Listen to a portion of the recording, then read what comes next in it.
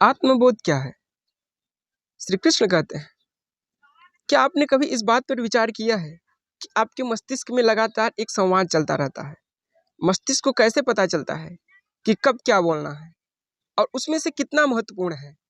जैसे जब आप थक कर सोने की कोशिश में होते हैं, मस्तिष्क की आवाज़ कहती है कि मैं अभी सो नहीं सकता, मुझे थकान महसूस नहीं हो रही, पर कल बहुत काम है और सुबह जल्दी उठना भी है, इसलिए मुझे सो जाना चाहिए। यदि कुछ क्षण के लिए आप इस आवाज़ पर ध्यान देंगे, तो पाएंगे कि वह कभी भी शांत नहीं होती। आखिर वह क्यों बोलती है?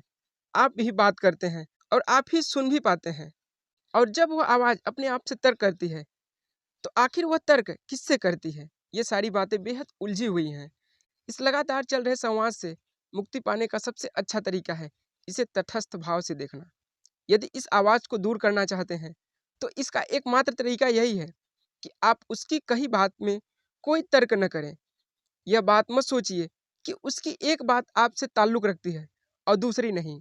यदि आपको अपना विकास सही दिशा में करना है, तो यह जानना बेहद ज़रूरी है कि आप वह आवाज़ नहीं हैं, आप केवल उसे सुनने वाले हैं। यह आवाज़ जो इतनी सारी बातें बोल रही है, उसमें से आप वास्तव में कौन हैं? इसका उत्तर बेहद आसान है।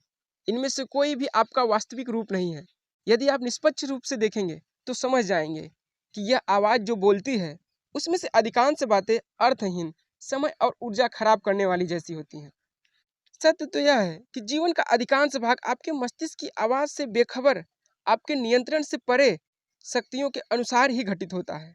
आपका मस्तिष्क हमेशा बोलता रहता है क्योंकि आपने ही इसे यह कार्य दिया है और इसका उपयोग एक सुरक्षा कवच या बचाव के रूप में करते हैं, क्योंकि यह आपको सुरक्षित महसूस करवाता है।